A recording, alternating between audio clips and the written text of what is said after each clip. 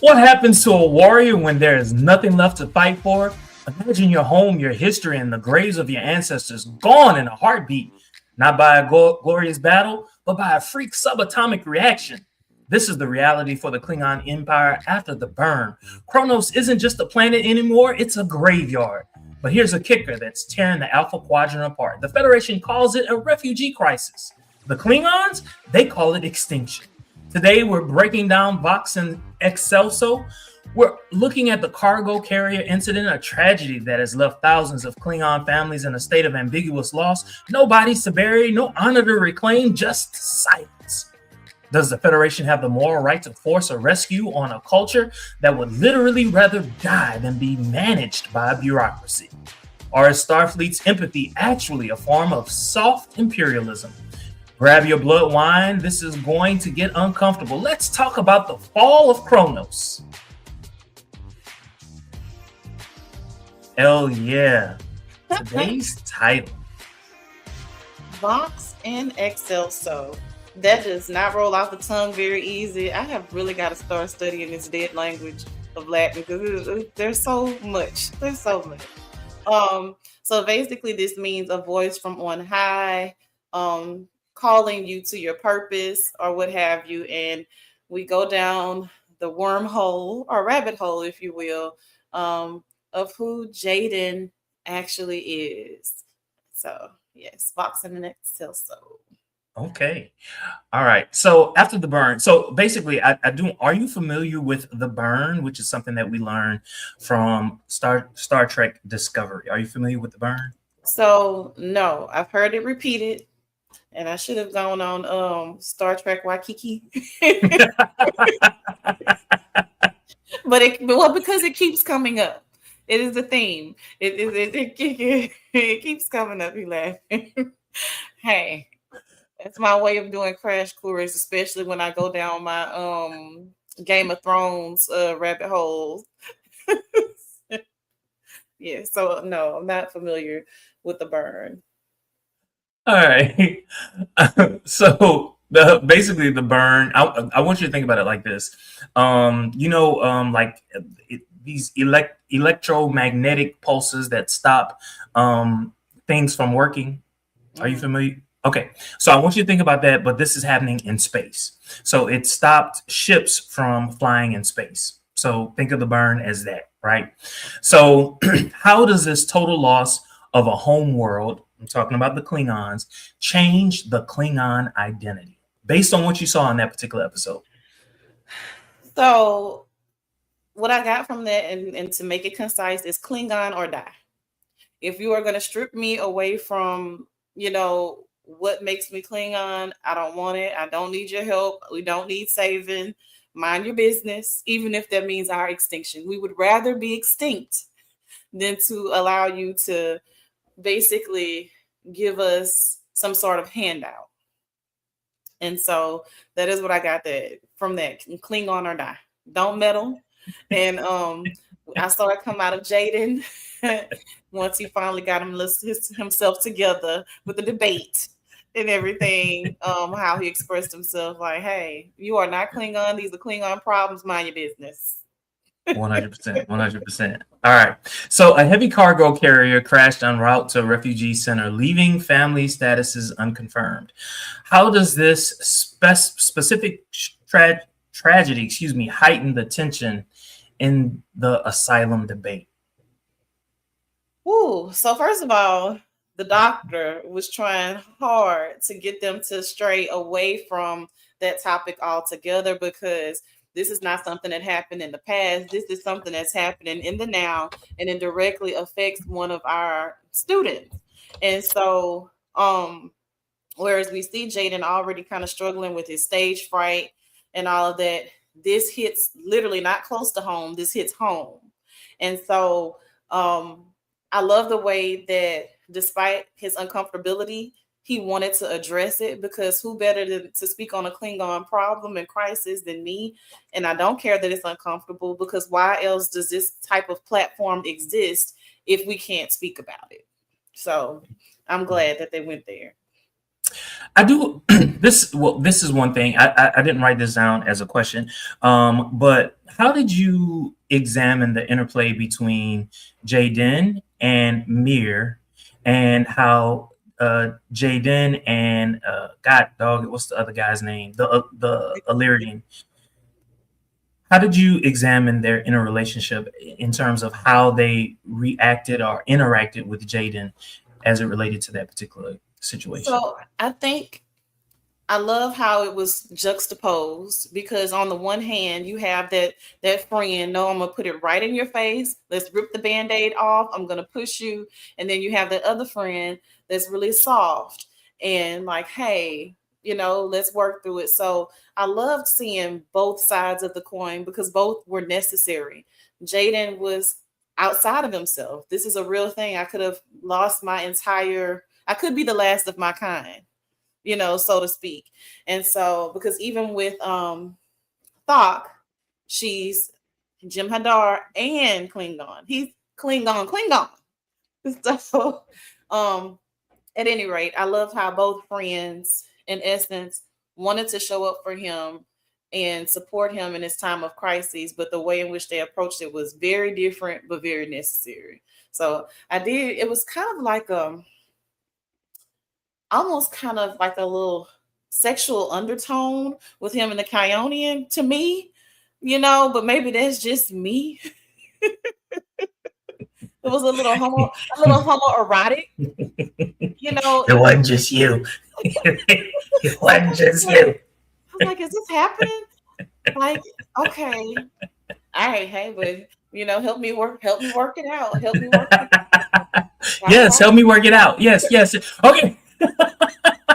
The Klingons are currently facing near extinction. Does this give the Federation a moral right to intervene, even if it's unwanted? Listen, they were throwing around codes, statutes, and everything in this debate, which I loved because, my goodness, I love a good debate. Love a good debate. But to answer your question, I really think that this was not Starfleet's battle if they didn't want it. You cannot force yourself. And so those are the things that we deal with in this great grand actual world of us, not in space or in outer space or whatever, just right here on good old planet Earth. The same types of things, to aid or not to aid. If they don't want to be bothered, leave them alone. Let them figure it out. You overstep it. So you just mentioned all of these codes and legal battles. I have a question about that. All right. So the debate cited legal precedents like Section 2387 and Code 2398. Can a legal code ever truly resolve a clash of cultures? I'm going to say you're going to always run into a problem. You can put a penal code to whatever you want to, but these are human beings. These are, not human beings. These are beings, sentience or whatever. They have their own things going on. So you can attach a code to it all you want, but this is the code that you developed in your culture, what's normed for you. And so that could completely go against whatever the other species has in place. And so, no, I don't think that's something that can work, especially when you're dealing with the Klingons. I'm just, what? That there was a reason why it took so long for the Klingons to join the Federation. Their culture was not necessarily in tune with that of the Federation, and then all of a sudden now you have the burn. What do you think the Klingons are going to do? They're going to fall back on their own culture and view things from the perspective of their culture. And so what the Federation was offering was not necessarily something that their culture was receptive to. And so I get it. I get exactly where you're coming from. We are warriors, dude. Does it look like I'm the one that says, hey, give me a handout? No. I will kill you and take it from you. How about that? I will kill me and everybody and be okay with it before I accept help from you. So, speaking of help, the Federation proposed relocation to a planet matching Kronos' geothermal profile. Why do many Klingon houses view this charity as an insult, based on what you saw in this particular episode? Kind of going back to what I said, like we're warriors, and so the things that we acquire, we fight for them. That's the nature of our people. And so this handout, this charity, and all of this is not something that is conducive to my people. And so this may be something that mirrors or what have you. None of that matters because this was your idea. You came up with it and you just want to give it to me. I don't want it that way. Mm-hmm, mm-hmm, mm-hmm, mm-hmm. If the Klingon houses prefer unity by conquest over Federation relocation, is the Federation being empathetic or imperialistic by pushing their solution? Say it again for me. So, by pushing their solution, giving them this planet, is the Federation being basically empathetic or imperialistic?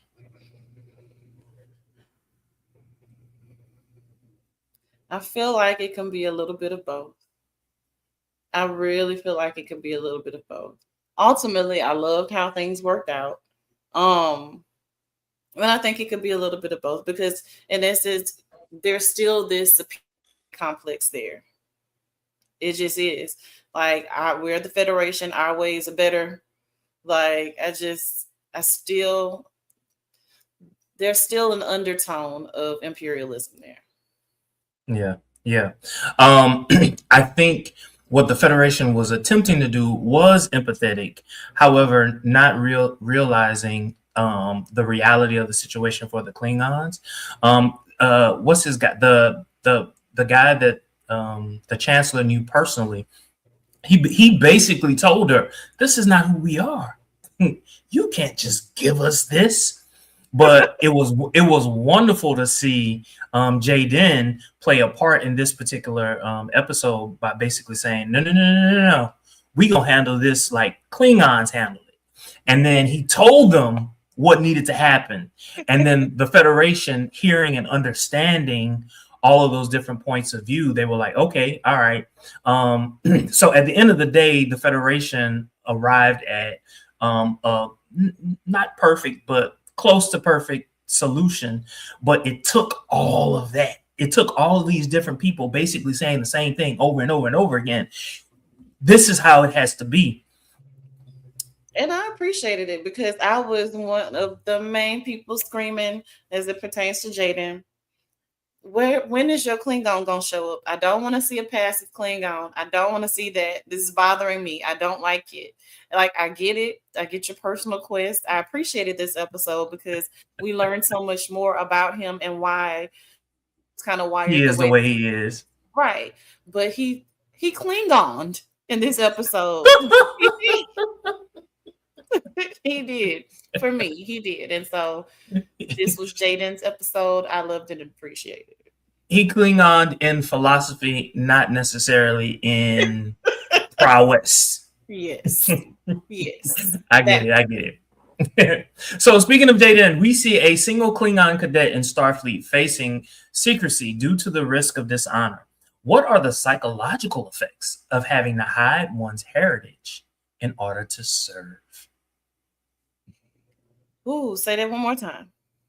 So what are the psychological effects of having to hide one's heritage in order to serve, and in this case, the Federation?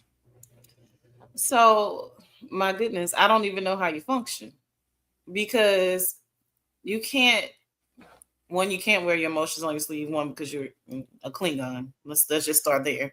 But you're also, in essence, still pretty much a kid. And so I don't know how you're able to function. So mentally, like, I don't know. I don't know how you even handled it. I think he handled himself quite well. I will say that. But that has to be hard, for lack of better words. Um, What struck me was him thinking that he had dishonored his family. But it wasn't until like the end of the episode that we realized, no, it was his family that set him free. yes. And that was like the heartwarming part of it. Him just feeling like he was ostracized. That was like the hard part. But knowing, no, he actually had the blessing of his family. It was like, This oh, I loved how they, because this is a human thing, being in the same family and being completely the black sheep or the outsider, the weirdo, or the person that the family doesn't quite understand. And so, you can be raised in the same family and be completely different from the rest of your family. And so I empathized with him there because it was just like, I don't want to have bloodlust and war and do all of that. I want to study. I want to be a doctor, no less. Not study, but I want to be a doctor. When every other Klingon is trying to kill something and somebody, I want to save them. Yeah, I want to play with herbs and all of this. I don't want to shoot down birds and shit. That's not my idea of a good time. I don't want to do that. Warriors too. That's for warriors. Speaking of becoming part of the medical profession, the Academy offers counseling and medical support. But can these tools solve the internal tension between assimilation and cultural preservation? Say the last part again. Can the Academy solve the internal tension between assimilation and cultural preservation? No, absolutely not. Absolutely not. Because to me, it's just like, and I know it's Black History Month, and yes, I'm gonna go there. It's like trying to understand the Black experience if you're not Black. You cannot possibly understand. You can try to empathize, and even maybe fight alongside me, try to put things in place. But if you have not walked in my shoes, you do not understand what it is like. And so, whereas I agree with you, the intentions may be good, but you're going to miss the mark every time. You're going to miss the mark because I have to assimilate. I'm in this structured environment, following your orders, marching to your rules for whatever your end game may be. But my culture is my culture. That will not change in the midst of trying to assimilate. I couldn't even imagine myself being the last Black person on Earth. And you know what I'm saying? Like, how do I live? How do I function? Who do I talk to? Who, like, the words that come out of my mouth, they're probably not going to make sense to every other person in every other culture. You know what I'm saying? Like, things that my hair, you know what I'm saying? Like, who would understand it? You're not going to understand. It's just, that's a great question, by the way. I'm glad that you asked that. Because no. Mm-hmm. All right. Yeah, I'll give you some counseling for being Black. I'm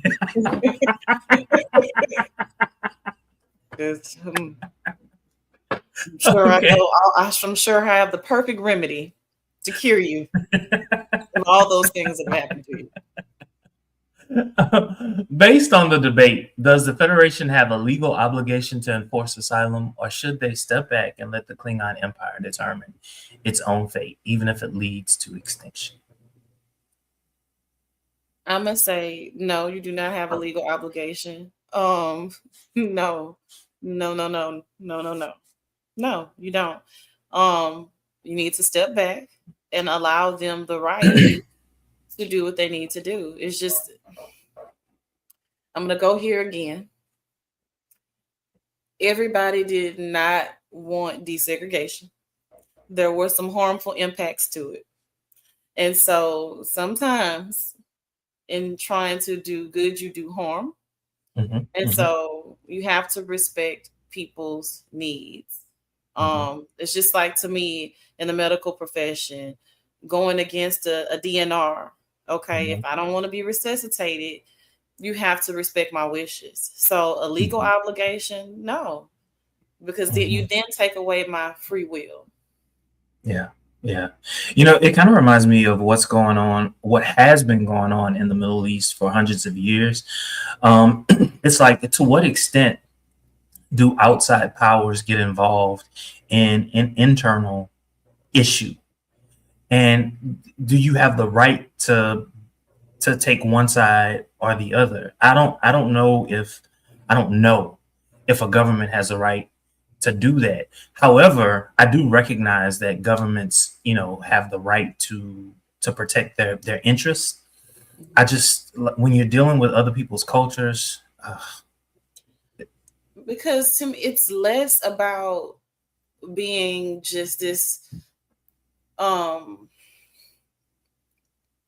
Good Lord, the words are escaping me that I want to say. But in short, it's not so much about you just wanting to be a good person. There is something that you want. Mm-hmm. There's something that you want. You're not just going over here to just be the good guys and save the poor people from their whomever. No, there is something that you want. So, and there are also unintended consequences to every action. There are always unintended consequences, which might lead to something worse. Indeed. Oh well. Oh yeah. Final question to you. From Mayfair to 10, rate this episode. So from Mayfair to 10, I'm gonna give Vox and Excelso an 8.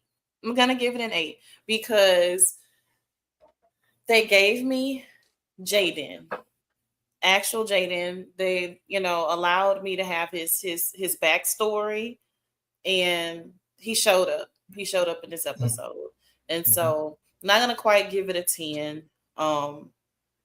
Simply because I just don't think it's a 10, but great episode. It kept my attention. I did not fall asleep.